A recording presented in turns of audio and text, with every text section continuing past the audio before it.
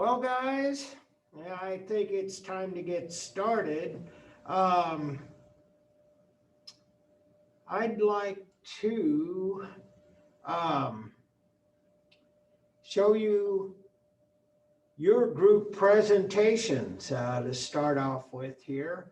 Um, and the first one is from Hamid, Jacob, and Destiny, and it is Sunday afternoon on the Isle of La Rajat. And I gotta get my control click. Yes, I want to continue. And Hi, my name is Hamid, and my group and I decided to can you guys hear that? Sunday on the Naja by George Carroll. Yes. Okay, good. The painting of the people of Naja relaxing on a nice Sunday. Subject matters. Sunday afternoon on the island of Naja, the famous painting by George Carroll. The painting is about 81.73 inches or 6 by 10 x 10 1. The medium of the painting is oil paint. The subject of the painting is people relaxing on the Naga Paris. The painting was made between 1884 and 1886 with the red border added in 1889. The painting can now be found in art institution of Institute of Chicago. And by the way, George Seurat is a famous French artist.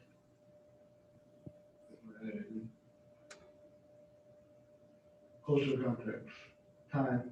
A Sunday afternoon on the island of Lunaja was Korea during the 19th century, during the years 1884 to 1886.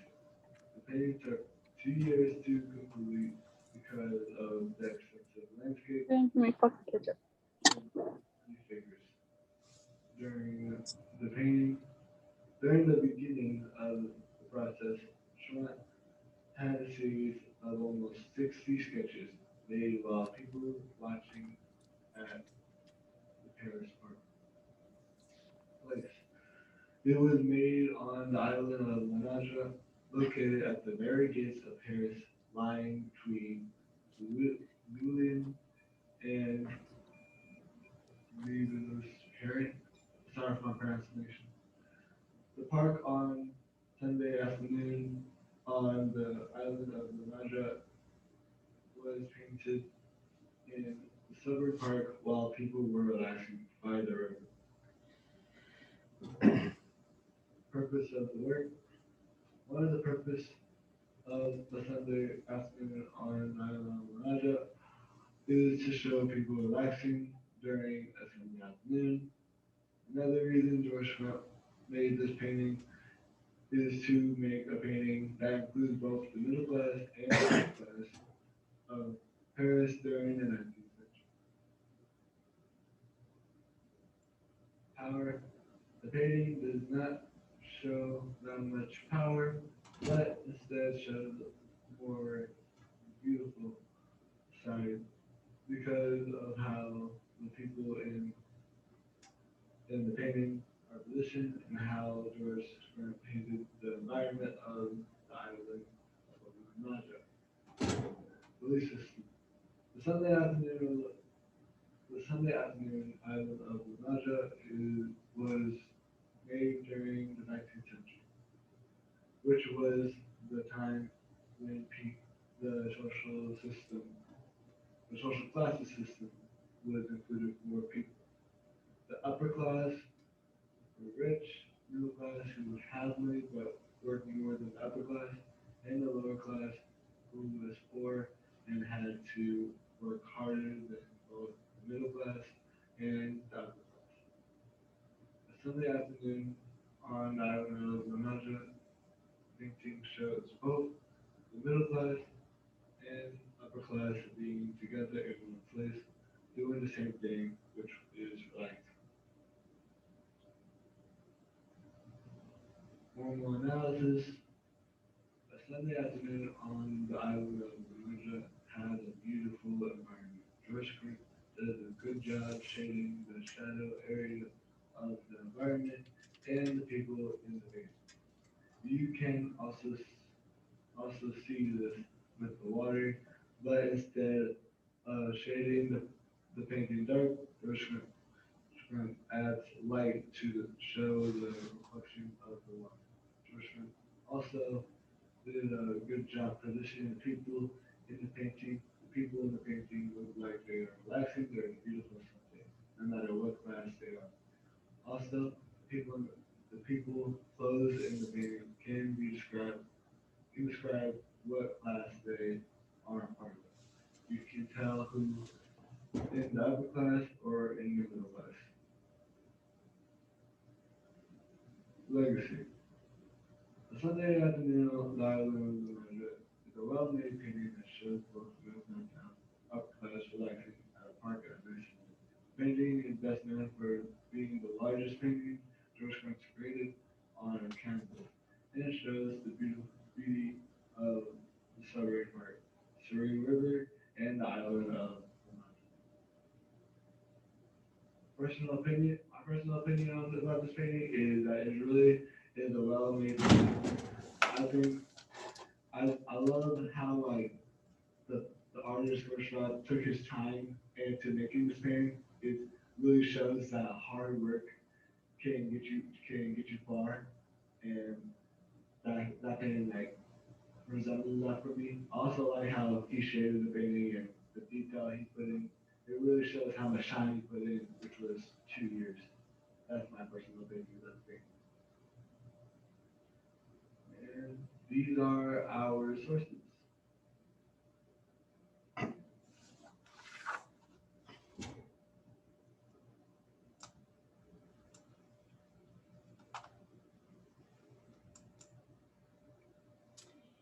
So, what do you guys think?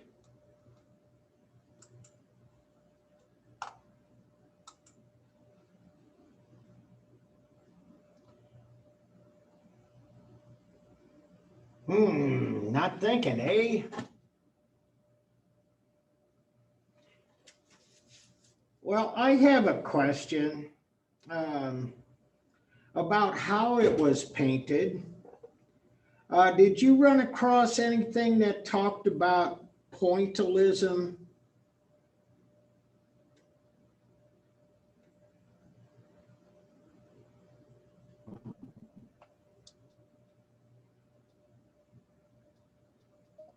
Amit, I think you're muted.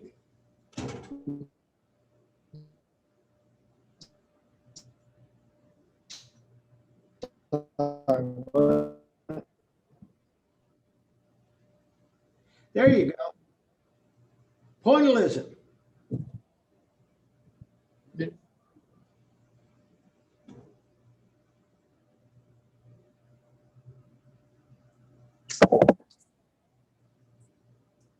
When it was, it was a fun fact. I was thinking about putting it in to paint the sculpture, or not sculpture. The painting was like 135, I believe. All right. Any other questions from anyone? This is your chance. It's a great painting, a big part of art history, Western art history.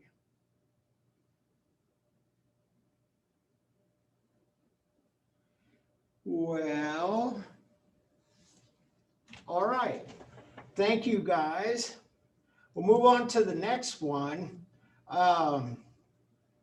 This is The Witches by Hans Baldung, and it's a presentation put together by Isabel, Lydia, and Sierra. And let's see what this, it's coming.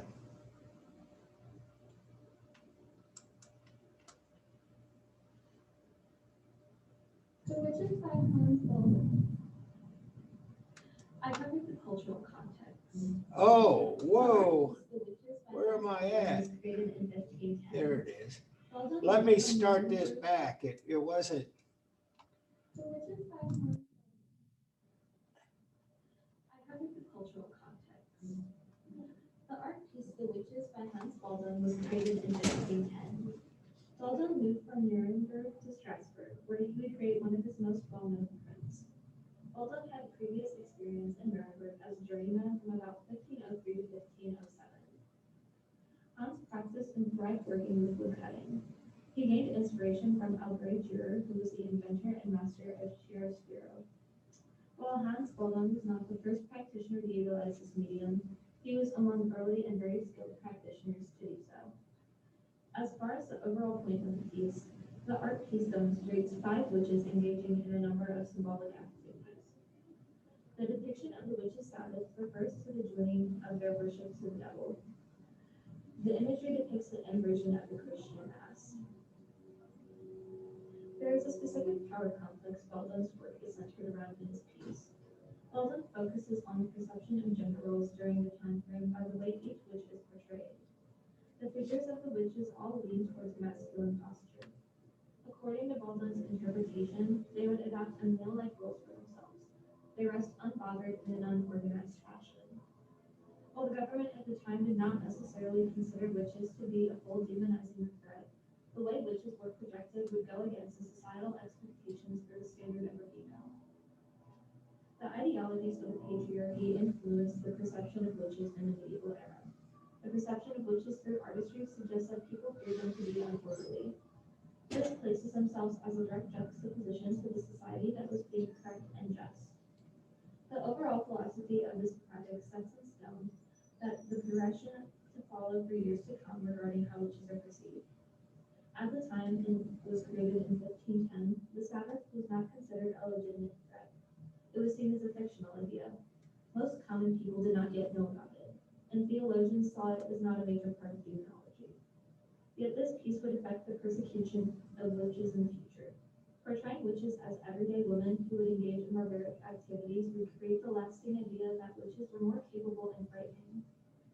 The direct connection of Baldwin's woodcut to the witch trials in the future is a foreshadowing of what was yet to come. Are you the art elements? This piece creates line in several ways. The first way, horizontally, the eye is guided by the long stick in the upper witch's hand and the second one on the ground. These 2 elements help to guide the eye around the piece. The most noticeable vertical line is the large tree trunk on the right. This helps to guide the viewer up or down the piece and creates visual movement within the piece. The diagonal lines are used in what looks like smoke or steam of sorts, creating as a wave. This pushes the viewer up to notice the sky as they make their way around the scene. Overall, it has a strong use of aiding the perception. Shape is usually used to define basic shapes within a piece.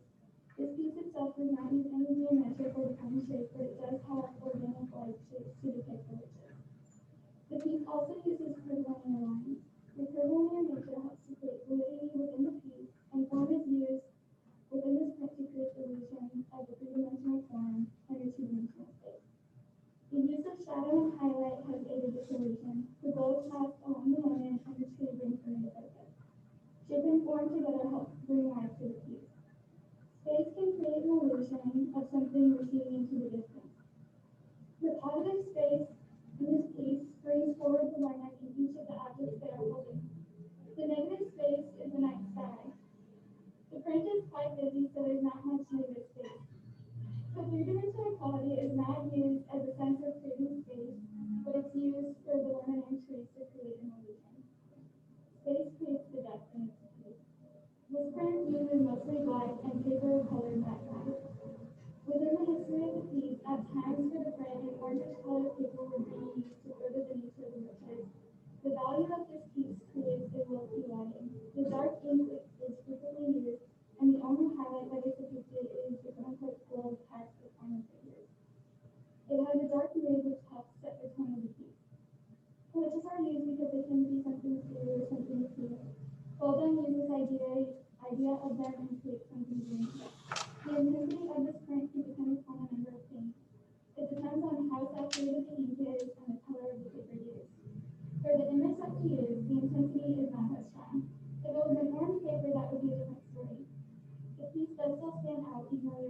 coloring. Colors used in this piece to create the atmosphere and dark nature of the piece. Texture is used in this print to create the image. The original woodcut is used to create prints of the scene. The line work helps to create the texture of the mossy limbs of the tree in a melodic tone. The visual texture is also used to create the hair of the witches under the poster and the fabric that is being held up by the real witch. Texture is used to enhance the image and make it more realistic.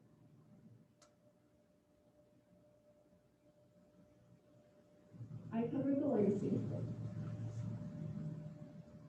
The artwork belongs to the Met now, and though it is not on display for people to come visit. However, they give a detailed and thorough explanation of the artwork on their website. They take time to go through in detail about the unique artistry used to create the woodcut, and even have videos listed from professionals that allow you to view the way the woodcuts were created. The Met wants their audience to be able to form an individual connection to the artwork and ensures that it is possible. The Witches has left a valuable understanding of the patriarchy and has evolved over time. The Witches has left a valuable understanding of the patriarchy as it evolved over time.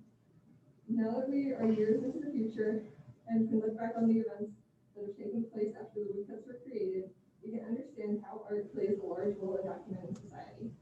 Baldwin's woodcuts were a direct understanding of the way society perceived those who rebelled against the socially constructed and uplifted norm. So for some fun facts, Hans Baldwin was born in 1484 and he lived till 1545. Hans Baldwin also served as an assistant to Albrecht Dürer. This is especially notable since Hans was deeply inspired by Dürer while creating his woodcuts. He got the learn directly from the source. And he was also the official patron to the town's council in Strasbourg, which would also lead to future work being able to make commission for his work that was featured around the city of Strasbourg.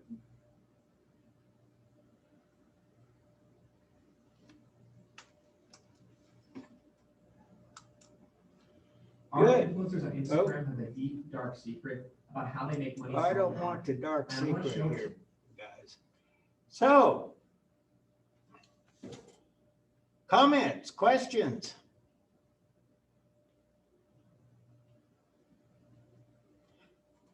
I have a question. You said that Met owns this print, but it's not available for public viewing. Do you have any idea about why that might be?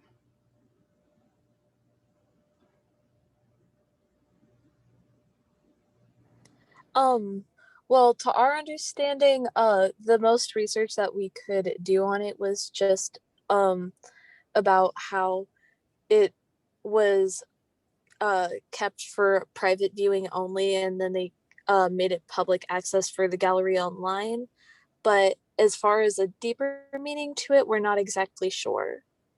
Okay, well, that's a good answer. I think I know why. And this kind of fits the description for a lot of prints. Prints are very fragile. They're much more susceptible to being bleached out because they're ink and they're on paper, and sunlight and just light in general will hasten their what they would do is decompose, just like if it were in a compost pile or something. And so anyway, a lot of places, the St. Louis Art Museum, many museums all over, they have extensive print collections, but they don't put them on display very much because they like to preserve these. And so taking photographs, putting them online, or private viewing, which is something that I've known a lot of people that will do that, make an appointment and study the prints to do some direct research. But Yeah, they're just real fragile.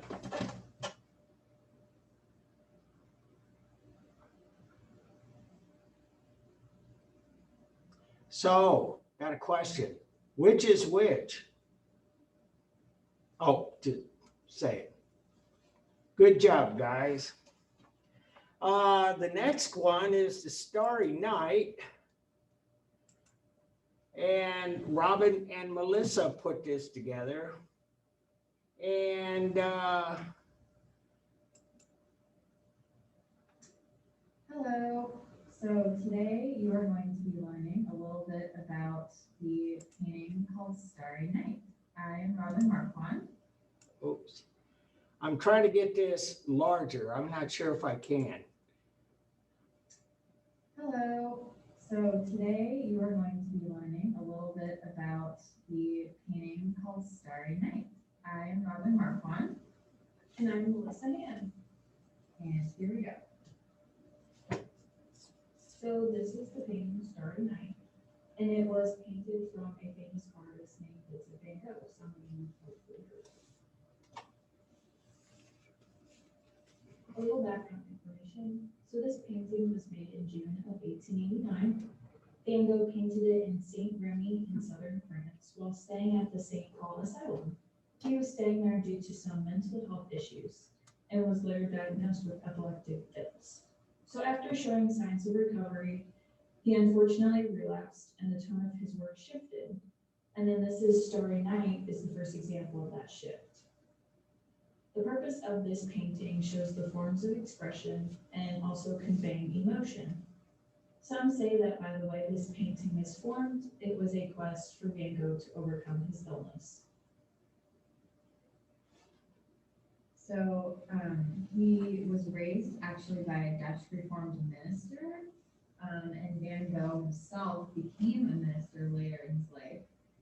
But after his time as a minister, he diverged from a religious approach to his sense of truth, and instead he focused on science and nature, as can be seen in the emphasis on the celestial heaven essence in Starry Night. He did not adhere to any religious influence for his work, and he remained depicting the natural realm, which was actually a source of debate between him and other artists of the time who believed that we should kind of depict from our minds and from abstract ideas, and he really liked to stay in the physical realm and just show what was in front of his eyes. So in the context of his career, he actually explored multiple versions of Starry Night. Before he arrived at the iconic interpretation, he took his time trying to kind of figure out a way to best depict it. So this is the first Starry Night, painted in 1888, about a year before the final one. This one has less of an emotional or heavenly or cosmic twist, and it focuses more on impressionism and capturing the beauty of the scene. And then we have an ink drawing of the Starry Night, which definitely looks a lot more like the final composition of Starry Night. He did this ink drawing in his room in the asylum, which was actually the only place that he was allowed to use ink. So these two are kind of the precursors to the final painting. And then in the final painting, it's thought that that's where the violence of his troubled psyche is fully expressed, which is a quote that is linked to the bibliography. So for Van Gogh's use of line and shape in this piece, he used different lines that are incorporated throughout. He used linear lines to show the depth of the town and how quiet it is. He used wavy lines in the sky that show the swirls across the painting, which is basically the main focal point of the piece. He uses space and texture by using heavy brush strokes and showed a rough texture. This texture then creates a strong contrast, making the stars and hills more emphasized. Van Gogh then uses a variety of yellows and some light in the sky to show bright stars and moon, and then stand out from the darker blues and greens in the sky and ground. And then as you can see in the pictures below, it's a more viewed in position of the colors that he used and the lines that he portrayed through like the windy sky and then the moon and stars.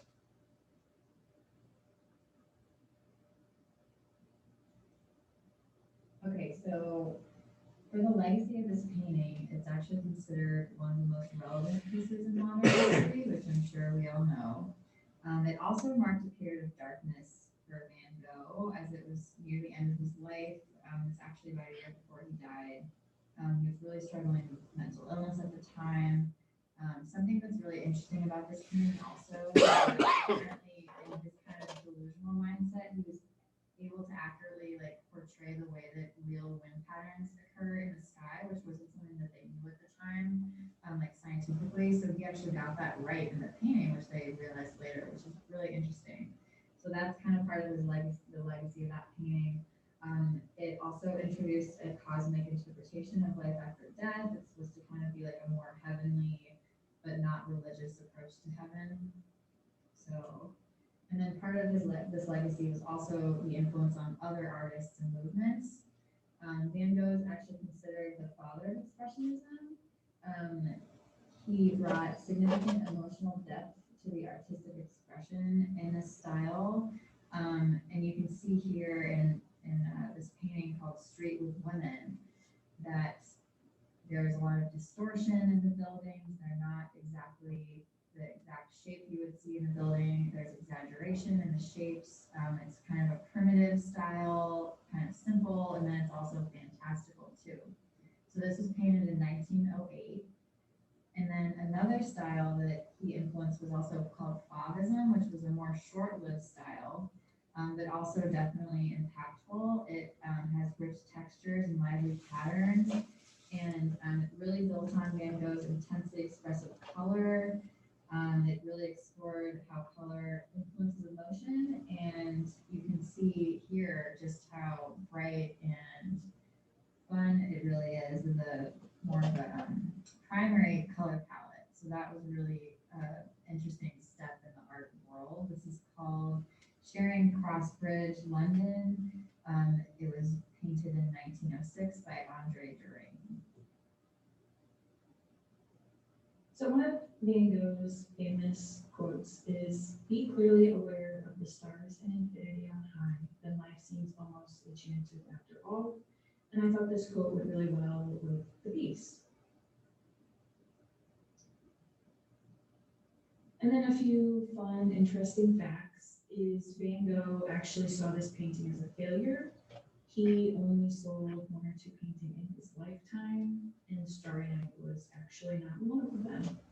And then due to how the human brain works, the lights of the painting seem to flicker when a person looks at it.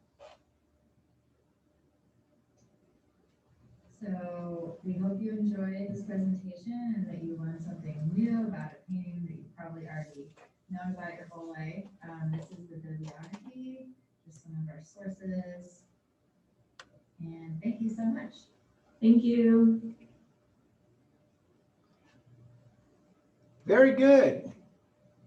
Questions? Comments?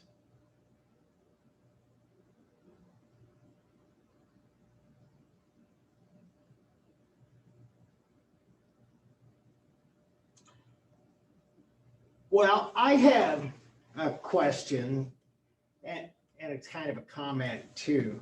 You talked about his mental illness, and that is a fact. It is part of the research, it's part of the record. But a number of people have been trying to dig a little deeper into that.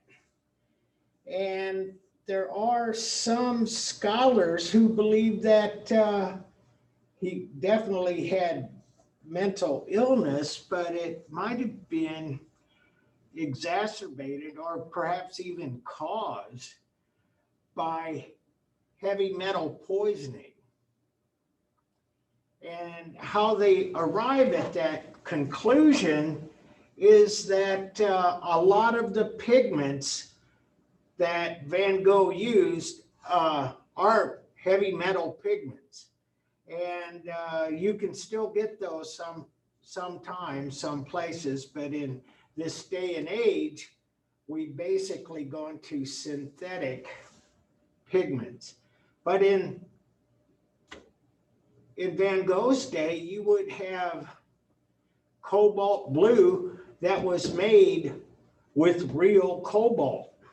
Or you would have titanium white that was made with real titanium, or the cadmium colors. Different ways to process cadmium. When you heat it up, it goes from yellow to orange to red. So you can get 3 different colors of cadmium. But at any rate, one of the symptoms of heavy metal poisoning is that you really do lose your mind, so to speak. And mental illness is a symptom.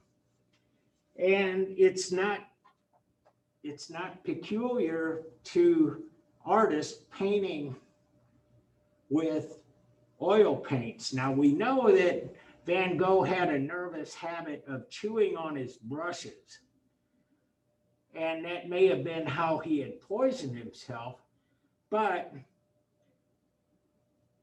there are other occupations where heavy metal poisoning is a problem. You guys are young. I'm not sure if you heard this saying before, but the idea of being as mad as a hatter, that was a common phrase 100 years ago, 200 years ago. And even in Lewis Carroll's Alice in Wonderland, one of the characters is the Mad Hatter. Well, a hatter was somebody who made hats. And if you look at old photos, you'll see that hats were worn quite frequently 100 years ago, 150 years ago. And it had everything to do with people being outside more than they are today. And so like those big cowboy hats you see, well, that keeps the rain out of your eyes when you're out there on the prairie riding a horse and it's raining. Likewise, through the years, hats were worn as part of fashion, but it was kind of a necessity. And so anyway, I'm going on about hats. A person who would make those, and they were typically made by hand, was called a hatter. And one of the chemicals that was used to treat leather in hat making was mercury, which is very poisonous. You can get heavy metal poisoning from mercury. Likewise, lead will do it too. But bottom line, Matt is a hatter, another occupation, heavy metal poisoning. And so that may explain, we don't have conclusive evidence, but that may explain some of the mental illness symptoms. So that's my 2 cents. Any other questions?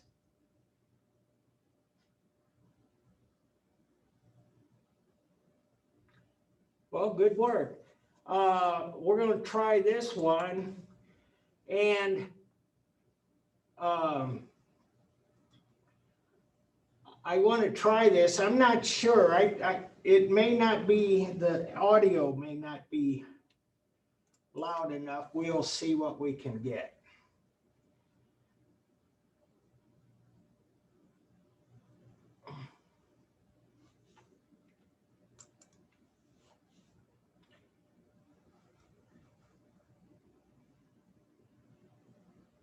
And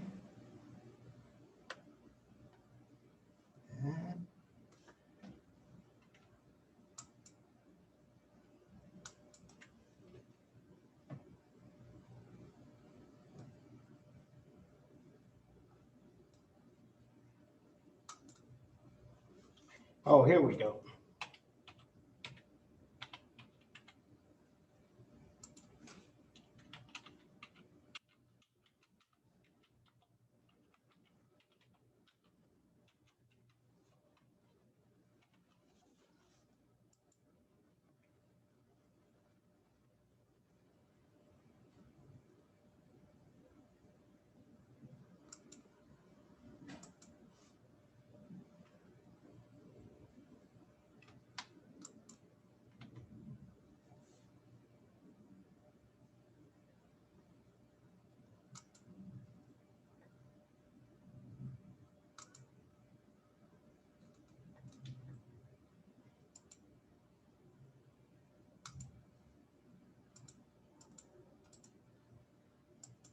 Well, I had a look at this before. Control click.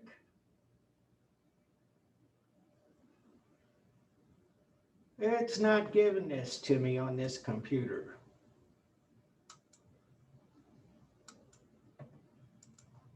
My apologies. I'll go back to this and see if there's a way I can just download it and put it on in the same manner that I did the Starry Night by Robin and Melissa. So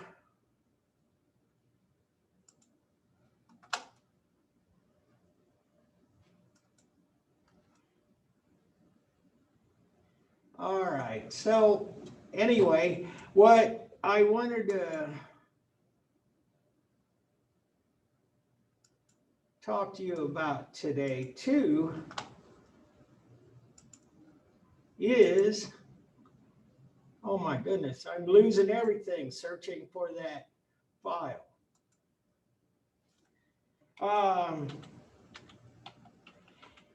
I still have 2 group presentations that haven't arrived yet, and I think we'll take a look at those on Wednesday if they're here.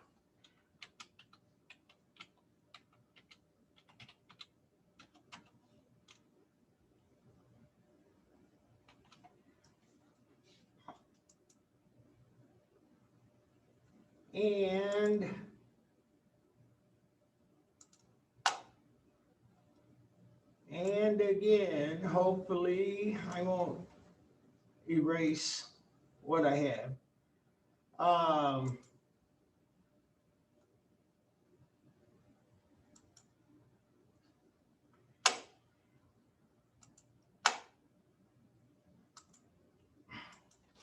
So anyway, on Wednesday, we'll take a look at a couple of more. My apologies about the persistence of memory. I looked at it today. I know it's there. I don't know why it won't come up on this computer. It worked just fine. So we're wrapping things up here. This is close to the end.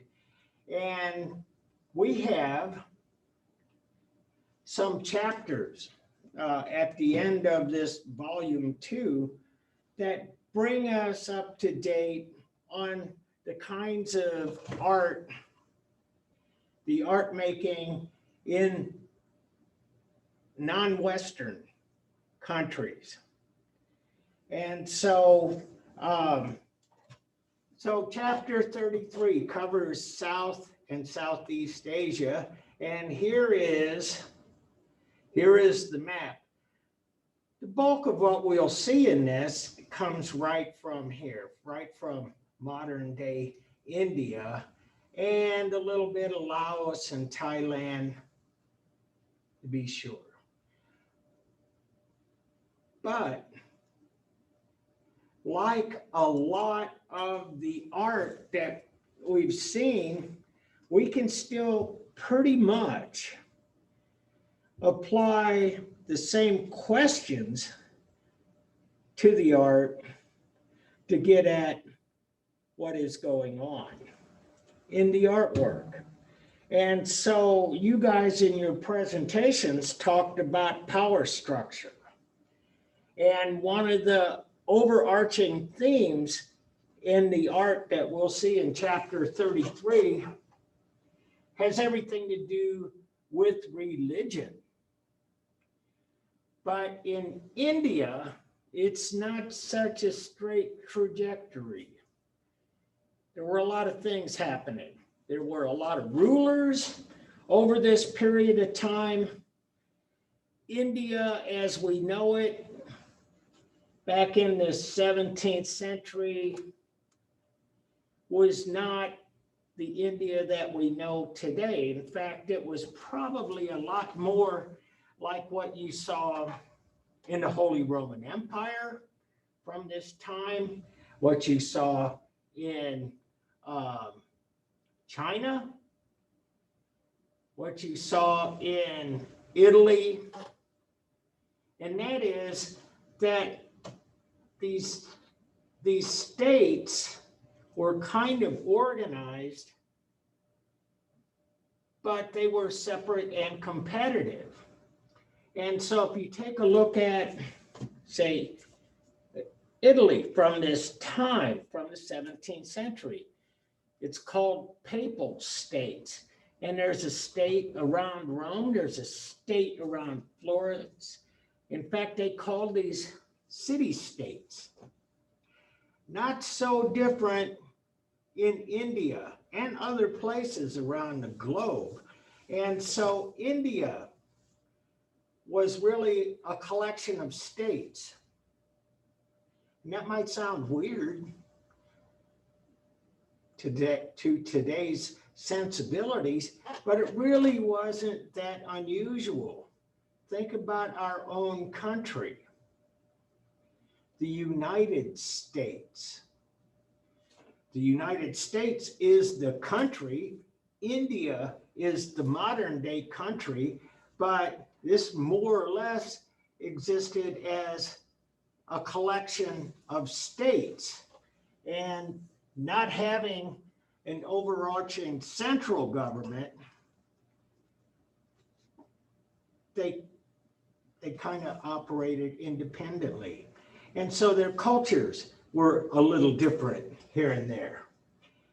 Bottom line is that the idea of states was really kind of part of the political reality.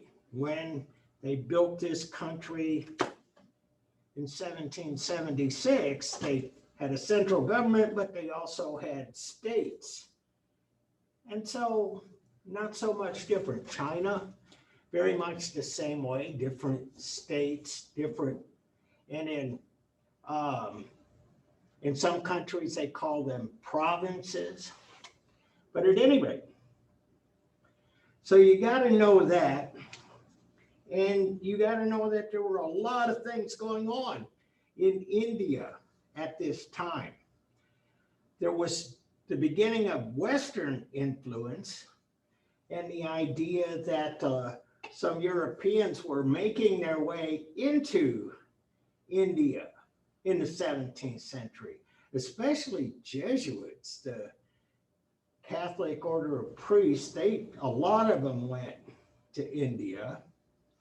Look at this figure right here. He's European.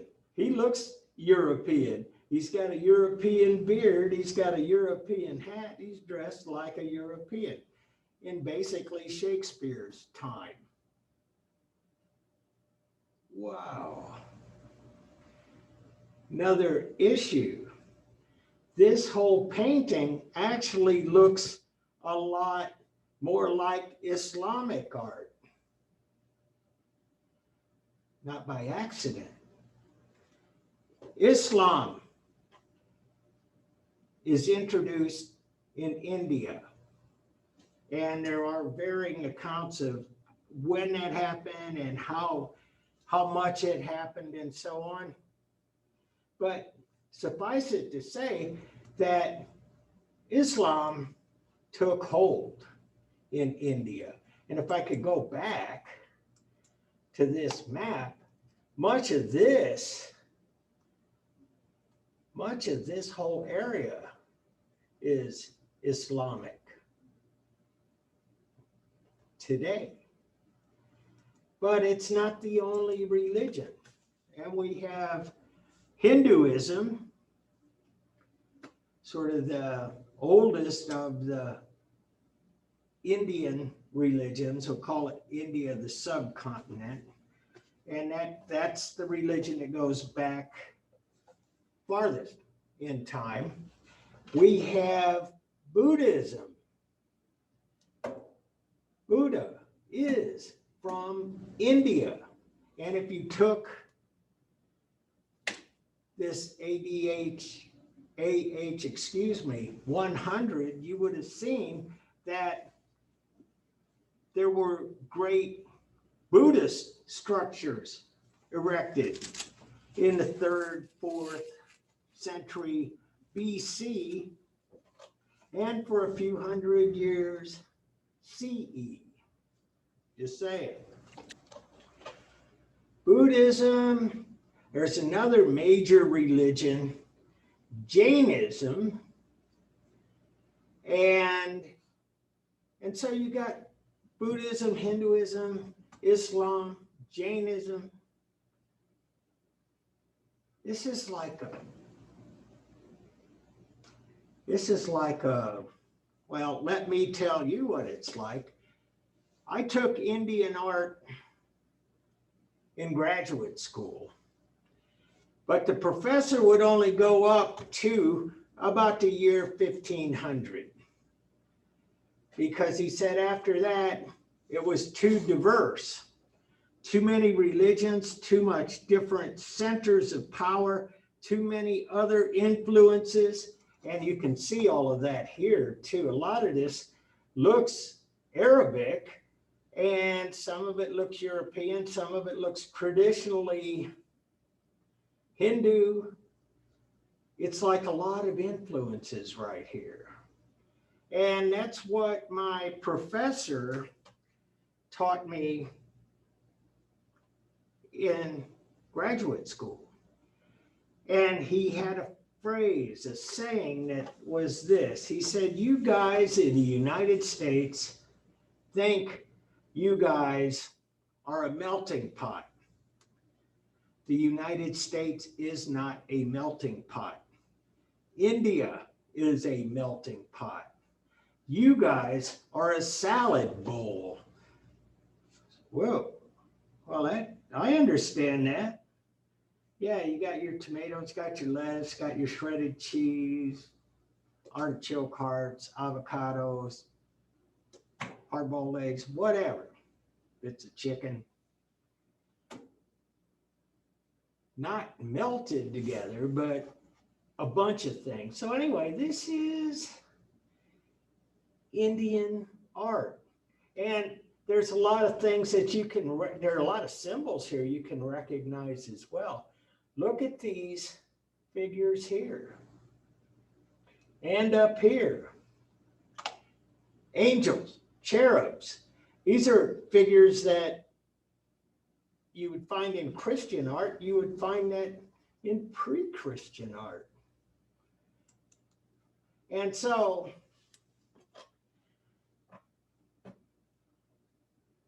the Qutb Minar. And this is Islamic architecture. You see, you got the dome, you got the archways, you got this minaret. This is like huge. And it is inscripted all over the whole surface of this with quotes from the Holy Book, the Quran. And so you see, it's 1311. Islam is one of the major influences post 1200 CE. And so what you get here too is these influences start to cross-pollinate. And so you get Hindu temples that start to resemble Islamic mosques and vice versa. There's a lot of cultural interchange here. But what we're seeing here so far is the influence of religion and the royalty, the rulers. And typically through this era, each of those states had a Raja or a Shah or a Sultan or some kind of political leader, but still very much tied to the religion.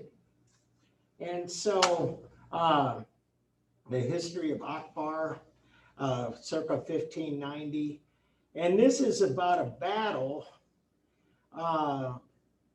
and this prince he's riding the elephant, and the elephants get into a fight. They're riding wild elephants. They get into a fight, and then they go, they chase each other. The prince stays on his elephant, but it kind of sinks what this would be called a pontoon. They sink under the weight of the elements. But you see, look at a lot of this. This looks in some ways like it could have been out of pre-Renaissance European art, especially the way everything is portrayed, the use of space, the use of color, and so on. And the idea of trying to tell a story with the artwork. This is a miniature, and this was very popular in India as well, early 17th century, so that means it's in the early 1600s. And you see, they're not using perspective in things. They still do a lot of symbolism. And this is a prayer rug, but it's not laying flat, it's flipped up. And you see the calligraphy around here. And so there were a lot of these produced. Typically, they didn't hang on the wall. Typically, they were part of a book. And in some ways, you could compare these to the illustrated manuscripts in pre-Renaissance Europe. And they were called miniatures, but they say that it wasn't really the idea of miniature. The word wasn't derived from about the size as much as it was about the coloration, the pigment. I just talked to you about pigments with Van Gogh. This was like mintine. It's a very red kind of color. You find it a lot in Indian art, and it's a reddish brown. And it's in tattoos, it's in artwork, it's in all kinds of things. It's very common color in art of the subcontinent. And so again, history painting, stacking the figures, not particularly using that one-point perspective. See, this is circa 1620, so it's early 17th century. But it's really kind of put together, and it's drawn out of what you would look at in Persian art, what you would look at in traditional Indian art. So, as I was saying, much cross-pollination here. And again, you can tell about the power structures. You can kind of start to figure out that this melting pot that is India is really, really melding. And probably the most significant work of art is this. It's called the Taj Mahal. And it's a mosque, it's a tomb, it's a memorial to the prince's or the king's late wife. He had a wife, he loved her dearly, she died young, and he built this monument to her. And look at this. This is one of the most beautiful buildings ever produced. And what we don't see here, though, is that the gardens at one time extended way beyond in the back and on all sides. Much of this has kind of been lost through the ages, but you see the dome, the other smaller domes, the minarets, And this is like made out of white marble. And detail of the Pietra Dura stonework above the central Iwan of the facade of the Taj Mahal. So as you can see, they have their own nomenclature about what these elements are. You know, we've seen that in Greco-Roman art, the columns, the capital, the metope, the frieze, etc. Blah blah blah. Anyway, but you can see it's wonderful drawing, calligraphy. Calligraphy is one of the foundations of Islamic art. And so this white marble, and you can see it's just elegant. It's amazing. Got the pointed archways, which is very common in Islamic architecture. And so, talking about all this stuff, Krishna and Radha in a pavilion, 1760. So Krishna, that's the blue guy here, and this is his favorite lover. And they're in a pavilion, obviously. And again, they're not really that interested in that linear perspective and all of that illusionism, but they are very much interested in the patterning, the decoration, and telling a story again. Now, one of the issues I'd like to kind of make you aware of, just kind of briefly, is that in Hinduism, there are many gods. And in fact, what we have is a series of incarnations and reincarnations of gods. And Hinduism is kind of an interesting sort of religion in that because they accept newer gods, they incorporate those gods into their religion. I told you a moment ago about Buddhism.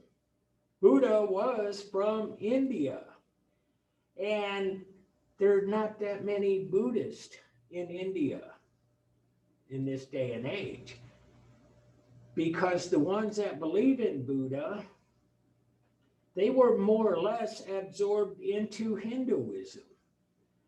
They called Buddha the something, whatever, I remember the number, incarnation of Vishnu, for example. So Buddha got incorporated into Hinduism. And there are a lot of things about Hinduism and that, how should I say this? Religions do this. Religions incorporate other religions from time to time. For example, the Jewish religion, one of the oldest, maybe the oldest monotheistic belief system in the world. And then comes along Jesus Christ. You keep the Old Testament, you create the New Testament. You say that Jesus is God on earth. And I'm a Christian, so I'm kind of biased, I guess. Bottom line is that Judaism is actually part of Christianity. Maybe not entirely, but it's built on Judaism. We hear a lot of people, religious figures, talk about Judeo-Christian religion. Well, Hinduism does that. And In Islam, you talk to any of our Muslim friends, they recognize the Prophet Muhammad. They also recognize Jesus Christ. They recognize Mary. They recognize Moses. They go all the way back to Abraham, which is the point at which all of those three religions come from the same root. They call them the Abrahamic religions. And so India is not any different that way. And so one of the things that kind of comes up in their religion now is this idea of sexuality and eroticism. And it's like all over Hindu. And so Krishna and the gopis from the Gita Govinda. And so here he is. He's blue. There's Krishna. And here are all of the women that are coming to serve him, to please him. Circa 1550.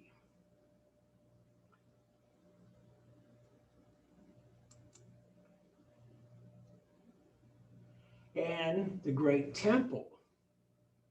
And so these temples, these Hindu temples, kind of emerge. They get built.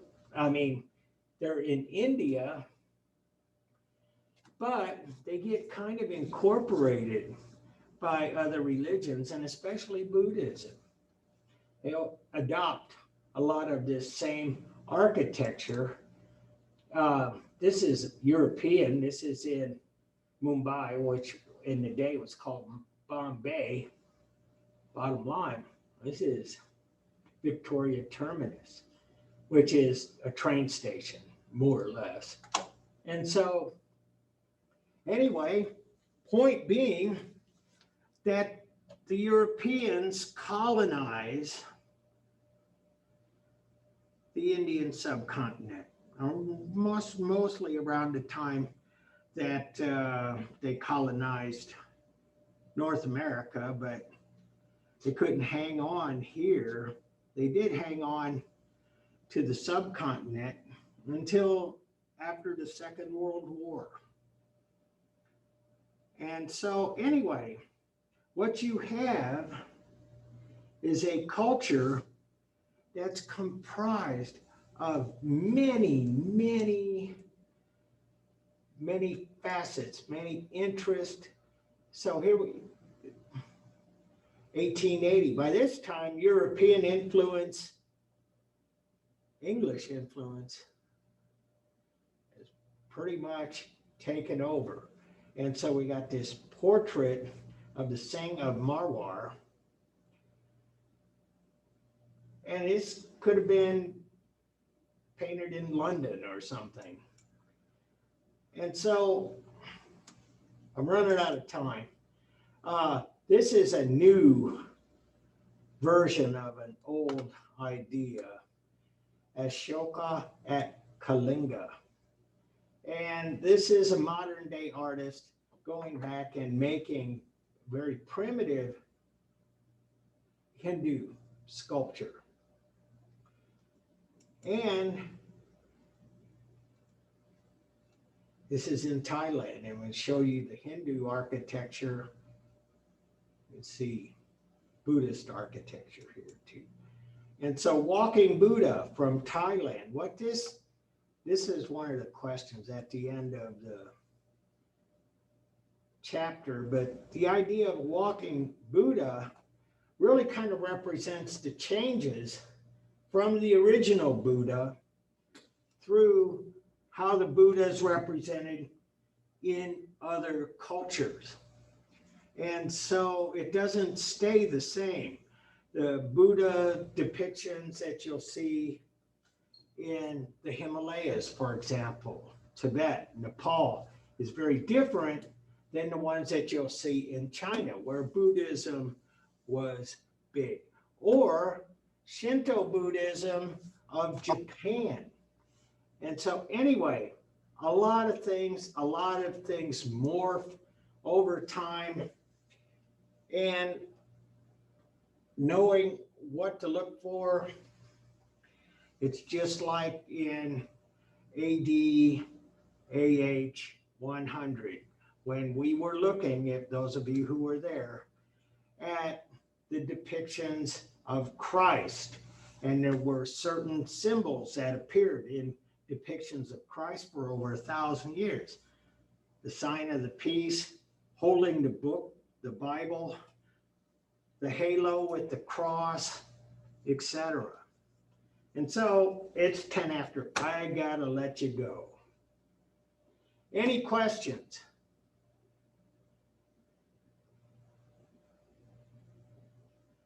No questions. Must have been, well, not talking, eh? Anyway, I'll see you guys on Wednesday. Hopefully, we'll take a look at 3 more of your group presentations. Good job, everyone. Supposed to get cold. Bundle up tomorrow. See you Wednesday.